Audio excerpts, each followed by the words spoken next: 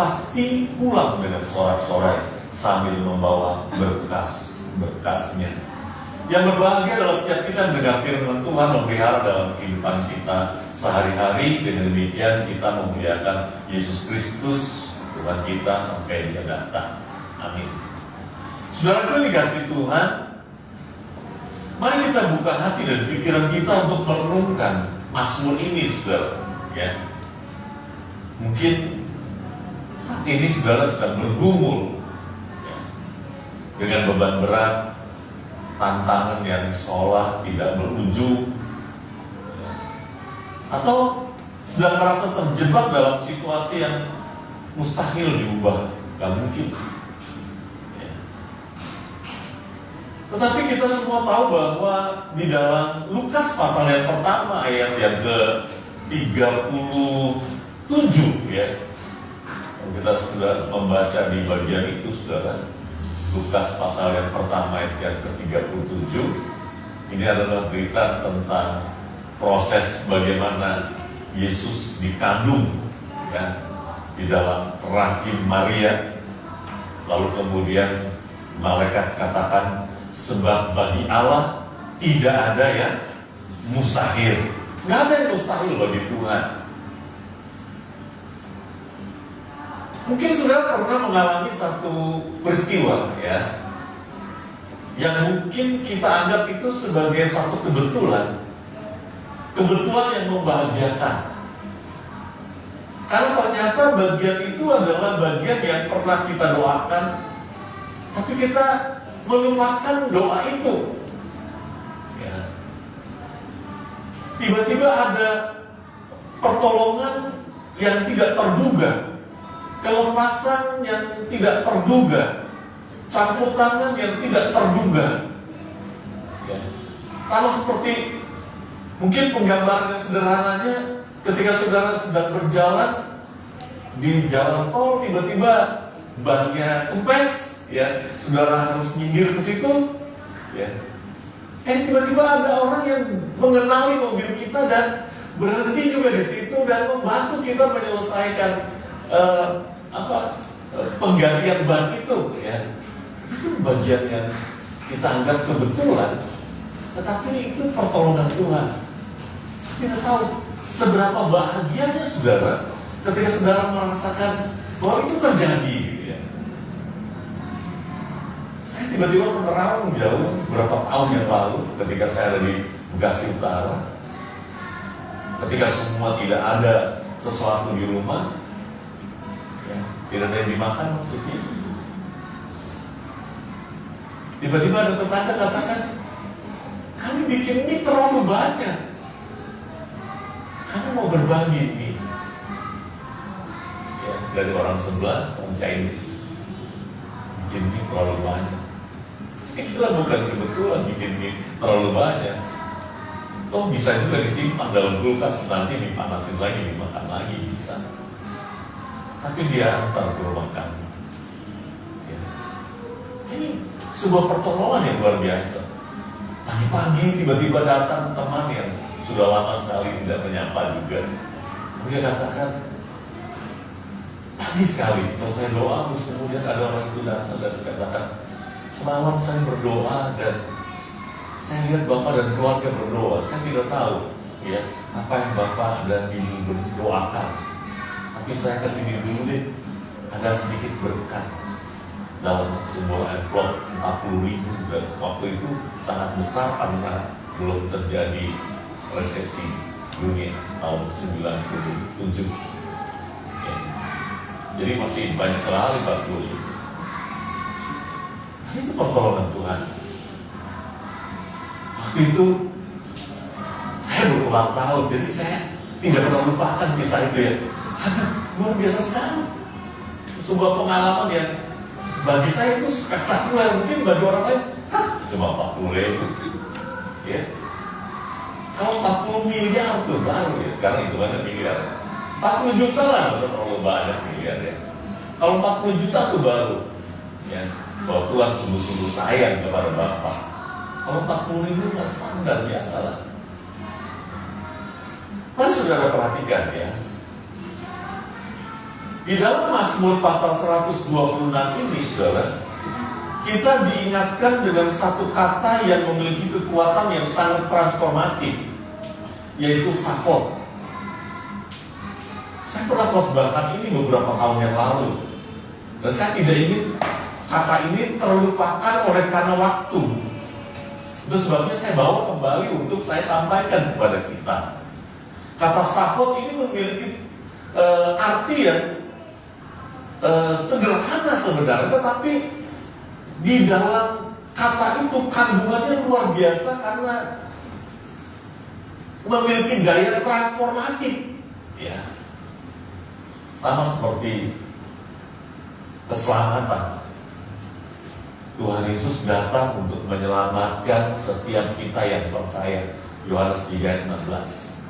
Lalu kemudian dirumuskan kata selamat itu dengan berbagai macam perspektif yang kemudian menjadi teologi. Teologi ini menjadi banyak. Dia gereja, ya.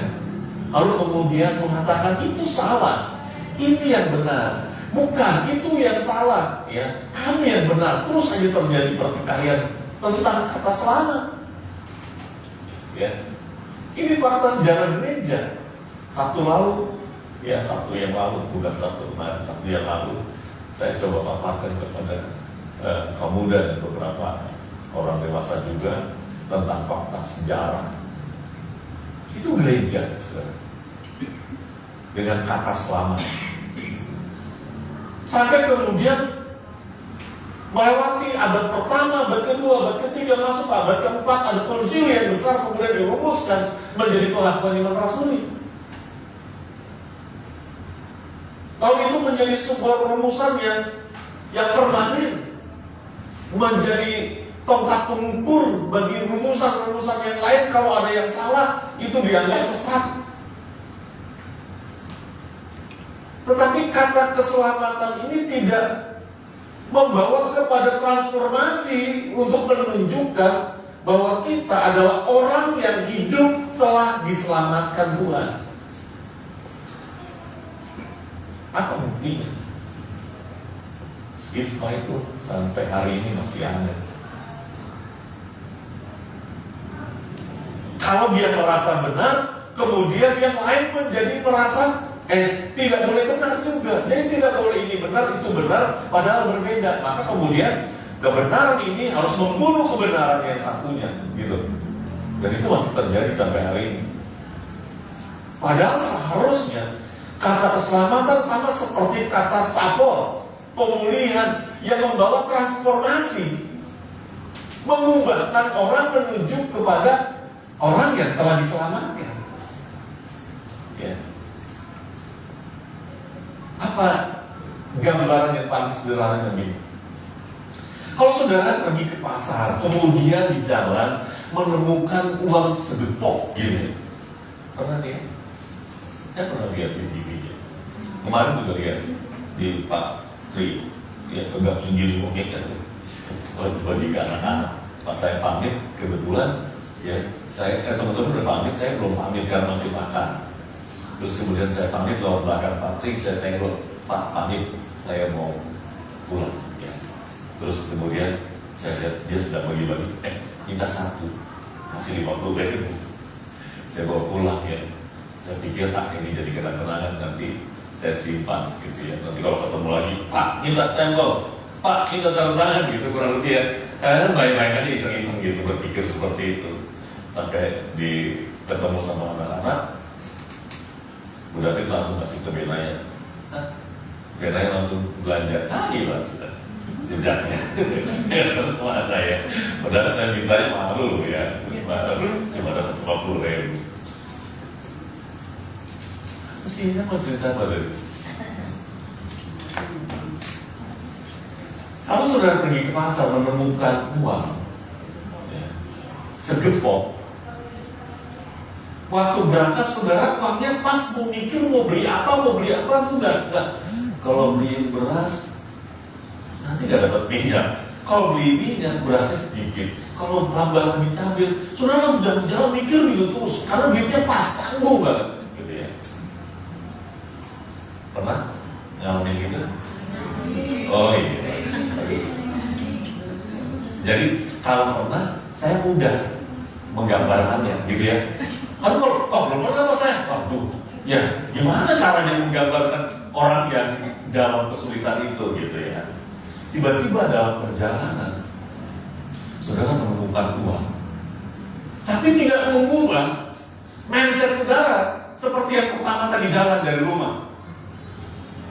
Nggak cukup, ini uangnya siapa ya? Nanti kalau dibelanjakan, nanti orang, saudara nggak bahagia dengan uang itu. Yang berangkat saudara susah, nemu uang banyak, tambah susah. Kalau saudara pikirkan, ini uangnya siapa? Nanti kalau saya belanjakan, kemudian orang yang minta bagaimana? Atau saya mesti gimana ya? Saya mau tambah susah sampai ke pasar, nggak jadi ke pasar, saudara. Mau dikembalikan ke siapa? Nggak tahu, nggak ada KTP-nya tuh uang, gitu. Kan aneh jadinya. Tidak terjadi transformasi dengan pengalaman itu, gitu loh. Seperti keselamatan yang kita dapatkan, kemudian kita membuat bahagia. Demikianlah saudara mereka yang digambarkan di dalam Mazmur 126 tadi. Sulit berada di dalam sebuah tekanan seperti batang air di tanah Negev, kering, gak mungkin, gitu loh. Tapi kata Sakor mendatangkan pemulihan yang tidak sekedar kata pemulihan dalam teks di Indonesia, ya, memulihkan itu tadi. Tetapi ada sebuah pengalaman transformatif yang kemudian mendatangkan syukur yang tiada tara karena terjadi pengalaman supranatural itu kata Sakor. Ya. Ada dua kata Sakor di situ di ayat yang pertama dan ayat yang keempat. Terjadi pengulangan yang mau menggambarkan bahwa memang kegembiraan itu bukan kegembiraan yang datang ya membuat senyum saja. Ya. Saudara kalau dalam perjalanan ketemu uang tadi, saya lanjutkan, ketemu uang, lalu ceritakan ke temannya, ya. Lalu temannya cuma, ya saudara, saudara lagi bahagia dengan uang itu, teman-temannya dengan cerita itu cuma, nemu, ya.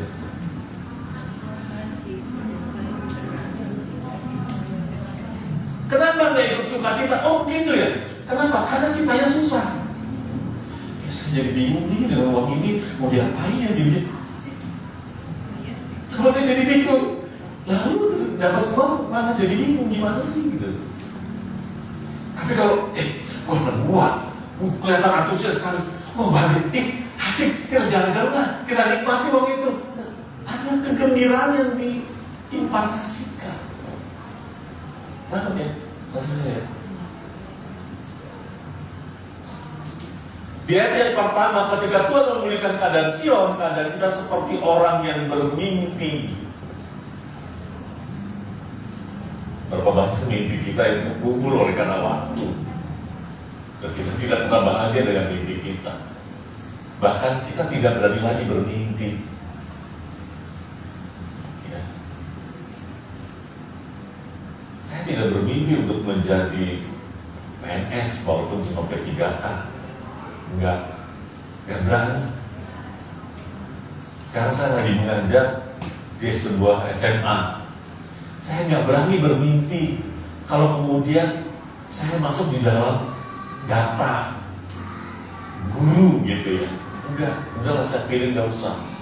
Ya saya jadi volunteer aja. Saya coba pijat ke Jakung aja supaya lebih mungkin. Kenapa? Kalau Jakung itu berarti dosen itu bisa lebih 65. Pasti ada memungkinkan lah. Ya.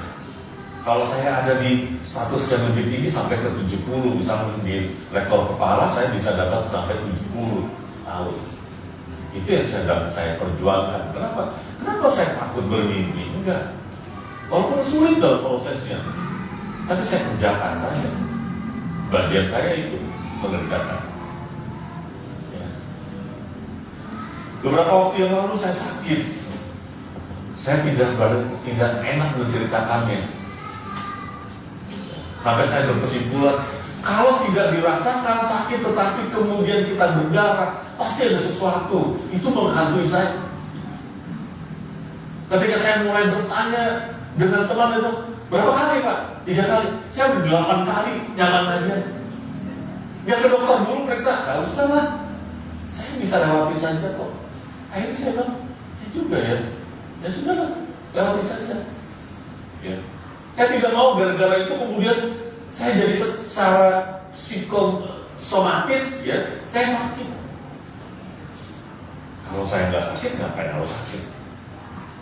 Kalau misalnya saya tidak tahu toh, kalau mau meninggal nggak harus sakit, banyak juga. Ya. Kata Safok tidak hanya berarti pemulihan, tetapi juga memiliki arti pembalikan keadaan. Ya. Keadaan. Bukan cuma perbaikan kecil, tetapi sebuah transformasi yang menghantar kita untuk mengenal Tuhan dengan lebih jauh lagi. Ya. Saudara pernah berdoa kemudian itu terwujud?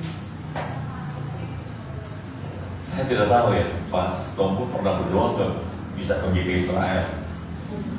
Ya. Kemudian pergi ke Israel.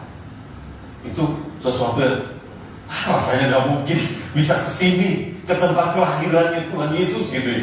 Nggak pernah kepikir itu seperti itu. Tapi kalau Pak Tombo sudah berdoa, ya, pernah mendoakan setidaknya gitu, akhirnya terwujud juga ya. Maka kemudian katakan, terima kasih Tuhan.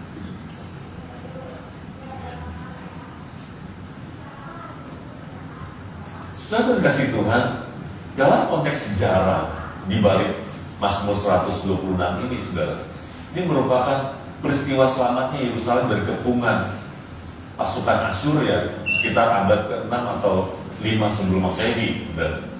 Pada masa itu Yerusalem dikepung oleh kekuatan militer yang sangat dominan pada masa itu.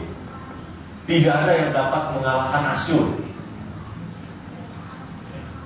Bayangkan gitu, negara yang bisa dibilang adidaya pada masanya, ya, kemudian mengepung Yerusalem, tentu menjadi sesuatu yang sangat mengerikan, saudara. Bayangkan, Alkitab mencatatkan kepada kita ada berapa jumlahnya? Saya lupa.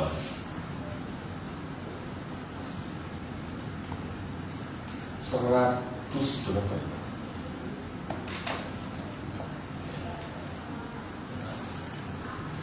Catatan.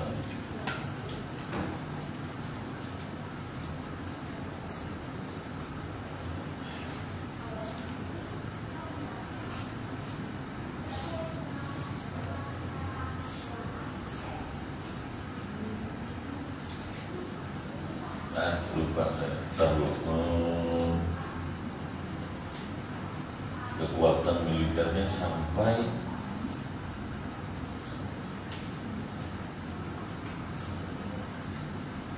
185.000 tentara Asyur di Yerusalem. Bayangkan. Ya, banyak sekali. Ngeri. Di tengah ketakutan, di tengah intimidasi, di tengah kengerian, mereka mendapatkan kelepasan dari Tuhan. Ini seperti yang dicatat juga di dalam Yesaya pasal 37 ayat 36. Coba. Ini beda tempat ya. Beda tempat, beda kisah, tetapi memiliki korelasi ya yang sama untuk mendapatkan hal yang paling esensi dari kata Safoknya Tuhan. Yesaya pasal 37 ayat 36. Maka keluarlah malaikat Tuhan lalu dibunuhnya 185.000 orang di dalam kemah orang Asyur. Keesokan harinya tampaklah semuanya bangkai orang mati. nggak lakukan apa-apa.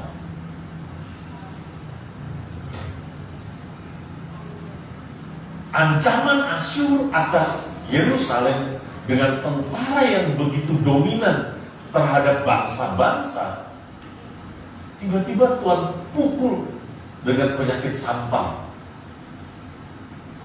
dalam waktu semalam. Ya. Saudara, saya membayangkan kengerian dari keputusasaan yang dirasakan oleh penduduk Yerusalem. Ya. Sama seperti ibu itu dalam perjalanan dari rumah ke pasar, bingung bagaimana bisa membagi dengan uang belanja yang seperti itu, ya. Sementara ada pesan sponsor yang banyak lagi, Mak beliin pancong, Mak beliin gitu ya, banyak. Ini kalau dibeliin pancong nggak jadi beli beras nih. Aduh, banyak pesan sponsornya lagi kan. Aduh, biasanya apa aja sih, Mak? Biasanya suka ada pesan sponsornya ya. Bukis, ya. Aduh, ya. Tape, itu bapaknya. Mak beli tape ya, bapaknya udah belanja bingung ya. Tambahin dulu lah, katanya. Oh iya, oke, tambahin. Untuk beli tape. Ya. Bukan tambahin untuk belanja, tapi tambahin untuk beli tape. Saya bisa bayangkan ya, keadaan.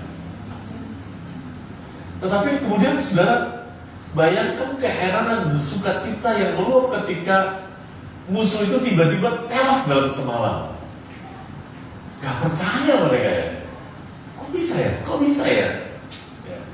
Dan ini adalah Safon, tindakan ilahi yang nyata, sebuah pembalikan keadaan yang mustahil tetapi menjadi kenyataan oleh karena kuasa Allah. Saudara, apa sih korelasinya dengan kehidupan kita? Saya sudah menyambungkan beberapa peristiwa dengan ilustrasi, dengan gambaran. Pengalaman mereka pada masa lalu, pengalaman kita pada masa kini dalam konteks bagaimana kita menghadapi kesulitan, tiba-tiba ada pertolongan Tuhan. Apakah kita akan bermurah hujat atau kita akan bahagia? Tentu kita akan menggambarkan kebahagiaan, menceritakan pengalaman supranatural yang mengizinkan terjadi dalam kehidupan kita sebagaimana seharusnya. Seperti pemazmur menuliskannya menjadi sebuah syair yang dinyanyikannya sehingga setiap orang dapat mengenal bagaimana pertolongan Tuhan pernah terjadi di dalam kehidupan mereka. Demikian juga seharusnya kita, ketika kita punya pengalaman, mungkin itu sudah puluhan tahun yang lalu. Seperti yang saya ceritakan itu bukan baru kemarin, saudara. Tapi seolah-olah peristiwanya baru kemarin terjadi. Ya. Orang yang datang mengantarkan uang 40.000 itu juga sudah tidak tahu kemana dia sekarang. Ya. Dengan kesibukannya tentu.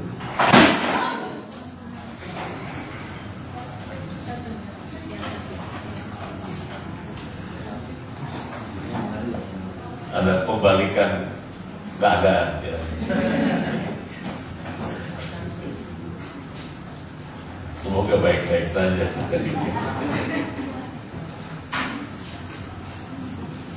Saudara, ada beberapa bukti arkeologis tentang wabah sampar. Ada penemuan arkeologis yang menunjukkan bahwa pasukan Asyur kemungkinan besar mati karena wabah sampar yang menyerang perkemahan mereka.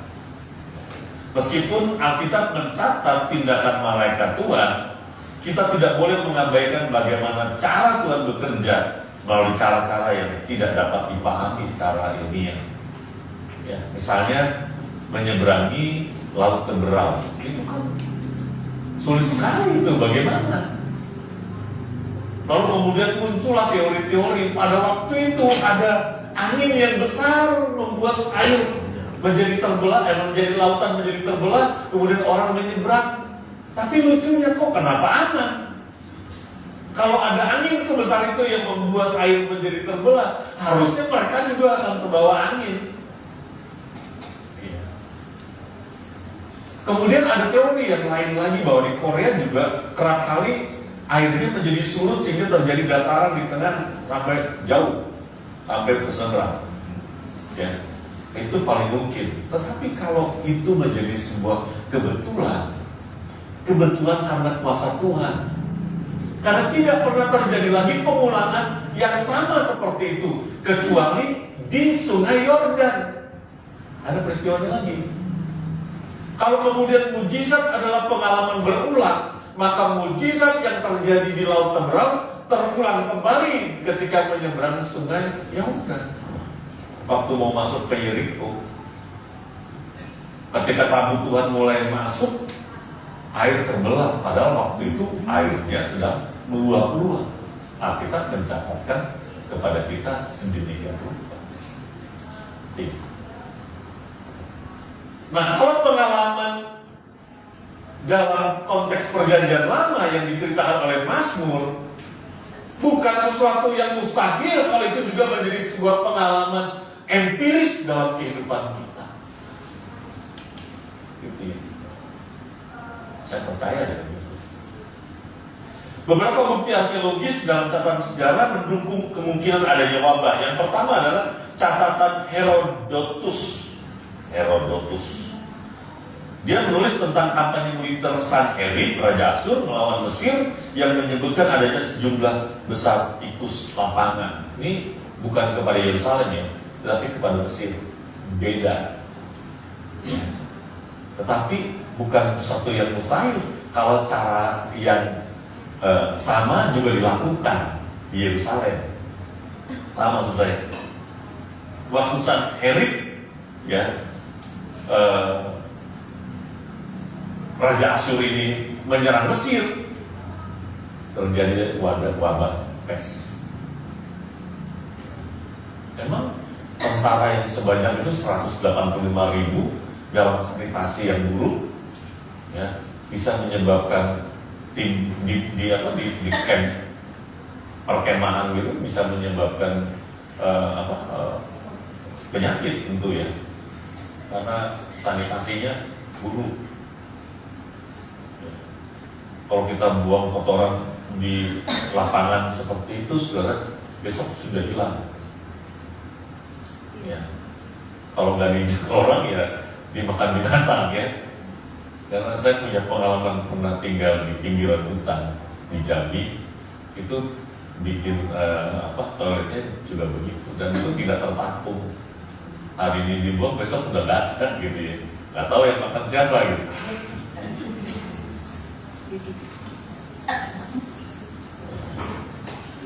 Kalau kemudian dicatat oleh Herodotus ya, bahwa Sanherib waktu itu melawan Mesir, sangat mungkin juga Sanherib melawan Israel pada waktu itu ya, waktu mengepung Yerusalem 185.000 dalam sebuah kemah, dalam camp tentara itu ya, maka sangat memungkinkan menimbulkan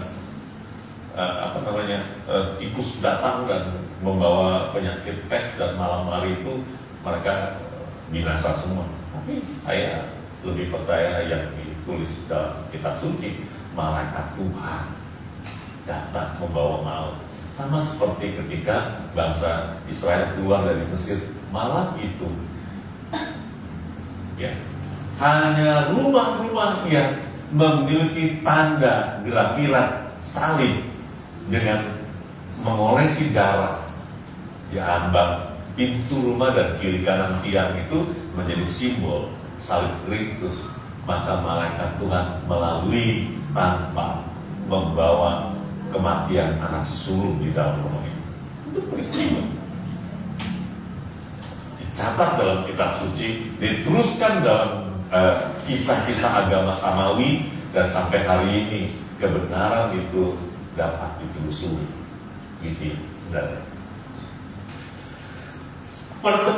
Penemuan arkeologi di Timur Tengah, ada penggalian di sana, saudara. Para periode tersebut telah menemukan bukti adanya wabah penyakit. Meskipun sulit menghubungkan secara langsung peristiwa di Yerusalem kondisi sanitasi dan kepadatan pasukan di perkemahan militer pada masa itu sangat rentan terhadap penyebaran penyakit menular. Tapi hebatnya, penyakit menularnya itu membawa kematian dalam semalam, dan menurut saya itu juga mukjizat.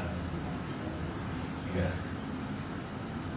Karena kalau orang kena penyakit menular pasti harusnya masuk dalam perawatan dulu beberapa hari.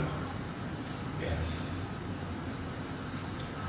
Interpretasi atau penafsiran medis modern pada saat ini, para ahli medis modern berspekulasi bahwa penyakit yang menyerang pasukan Asyur kemungkinan adalah wabah pes atau penyakit menular lainnya yang dapat menyebabkan kematian massal dalam waktu singkat. Jadi 185.000 tentara Asyur di Yerusalem itu meninggal, ya, mati, kemungkinan juga karena wabah pes ini. Ya, kalau menurut interpretasi medis.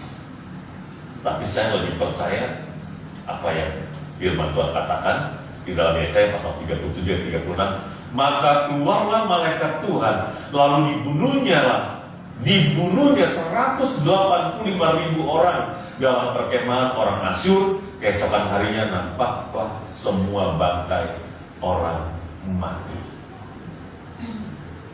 Kalau kita tahu bahwa musuh yang mengancam kehidupan kita telah berlalu melewati kita dan kita masih tahan berdiri sampai hari ini, maka sepatutnya lah kita membawa kebahagiaan kemarin sampai hari ini. Coba lihat wajah sebelahnya. Terlihat bahagia kan? Ya, masih ada kebahagiaan yang kemarin diceritakan. Atau sedang menghadapi kesulitan yang baru lagi, kemudian tekuk lagi mukanya, ya, hidupnya penuh kesulitan. Saudara dikasih Tuhan, kalau kita tidak mau menghadapi situasi yang sulit, ya harusnya saudara sudah tinggalkan dunia ini. Kesusahan sehari cukup untuk hari ini. Hari esok ada kesulitannya sendiri, ada kesusahannya sendiri, dan setiap hari ada kesusahan. Kesusahan yang kita hadapi hari ini, kita mengacu kepada kesusahan kemarin yang ditolong Tuhan, sehingga kita punya pengharapan untuk menghadapi kesusahan hari ini dengan satu keyakinan bahwa Tuhan yang sudah menolong saya kemarin adalah Tuhan yang sama yang menyertai saya, yang bisa menolong saya hari ini. Amin. Amin. Itu yang harus kita lakukan. Ya. Saudara, relevansi support dalam kehidupan kita pada masa ini, saudara. Ya. Apa yang menjadi kesulitan kita? Masalah keuangan yang mencekik, hubungan yang retak, penyakit yang tidak kunjung sembuh, kebimbangan akan masa depan. Ya, dalam situasi seperti ini kita seringkali merasa kecil. Cerita itu cuma punya orang lain, bukan punya saya. Ya, cerita kebahagiaan itu cuma punya mereka, bukan punya saya. Saya kayaknya sudah ditakdirkan, sudah dirancang dari semula, dari sejak dalam kandungan ibu saya, bahwa saya pasti hidupnya menderita, sengsara, kesulitan demi kesulitan, menekan kehidupan. Aduh, saudara, kok sengsara banget hidupnya.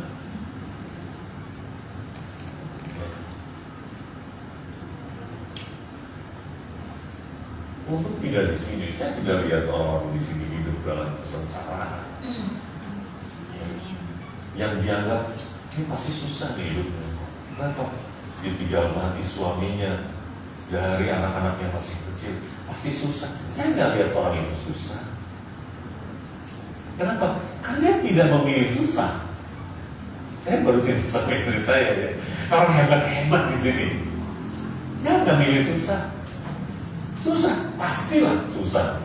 Jangan cuma orang yang ditinggalkan suami baru susah, enggak. Semua orang susah. Kesusahan sehari cukup untuk sehari. Tapi orang ini memilih untuk tidak susah. Ngapain susah? Ya. Lagunya bagus, buat apa susah?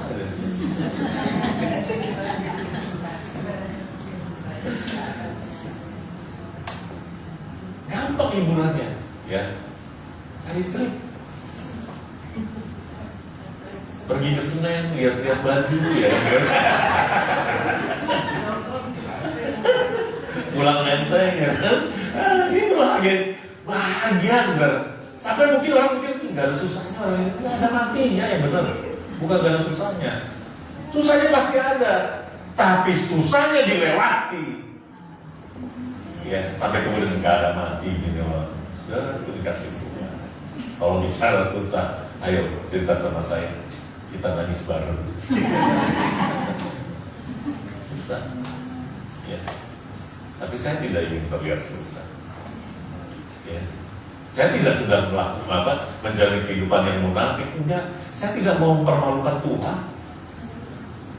Tuhan menyertai saya loh. Kenapa saya harus nyuruh ketemu orang? Aduh susah. Aduh. Katanya Tuhan menyertai tapi susah terus hidup lu gimana sih gitu kan? Enggak. Gak mau. Ya. Saya kemarin cerita, bukan kemarin, beberapa waktu dulu, sering saya cerita, saya tidak akan pernah pakai baju yang kerahnya sobek. Saya hamba Tuhan, saya pendeta. Kemarin saya ikut rapat bersama dengan teman pendeta, dan pendeta itu pakai bajunya sendiri sobek. Saya sedih gitu ya. Kenapa sih? Ya, rumahnya luang, 3 Pak. Mobilnya bagus, pekerjaannya terlihat, pelayanannya superior, ya, pelayanan dia kelasnya bagus. Ini sederhana atau apa gitu ya? Ya mungkin pilihan orang gitu. Dia merasa baik-baik saja, tidak perlu harus seperti apa. Kalau saya, ya nggak lihat nih sebenarnya apa. Ya, jangan lihat nih sekuning apa nih. Saya kalau ke depan begini sedang flexing. Ya. Jangan tanya ATM-nya ada berapa Pak, gitu ya. ATM-nya ada 3 saya punya. Ya, BRI-nya 2 saya, aduh BRI itu Pak. Ya.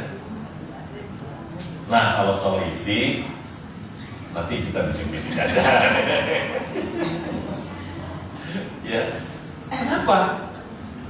Saya ingin terlihat bahagia hari ini bukan karena saya tidak ada kesusahan, bukan saya mau coba munafik, enggak. Saya berdoa, Tuhan, jangan beri saya kesusahan sampai saya melupakan Tuhan.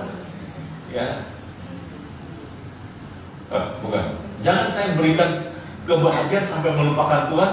Jangan berikan saya kemiskinan sampai mempermalukan Tuhan. Ya, saya sudah nggak punya uang nih. Istri saya punya uang. Ya, ada aja. Apa yang dilakukan? Enggak, dia nggak minta sana sini juga ya. Dia dari anaknya, kadang dari saya juga. Apa yang dia kan nggak kerja. Apa yang dia pikirkan? Enggak. Saya kerja di rumah, dia kerja. Dia dengan asumsi gitu. Masa saya kerja Tuhan gak kasih upah gitu ya. Kemudian upahnya dari siapa? Ya itu dari anaknya, dari suaminya, ya. Ya ada aja gitu ya. Lalu dia simpan. Ketika sudah nggak ada dia tiba-tiba ada. Aku ada kok. Kamu kurang berapa? Kurang berapa? Kurangnya banyak sekali ya. Itu bukan kurang kata dia ya. Berarti kamu gak punya apa-apa. Saya bilang, aku punya kamu itu cukup.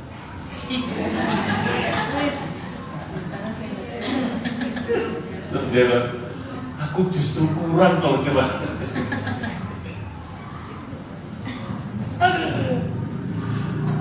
Oke saudaraku yang dikasih Tuhan, gini ya.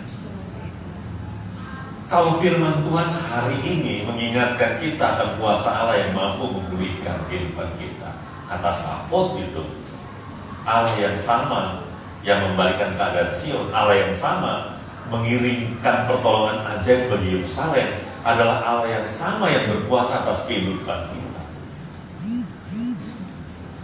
Allah Bapa itu sangat mengasihi kita. Dia mengaruniakan anaknya yang tunggal,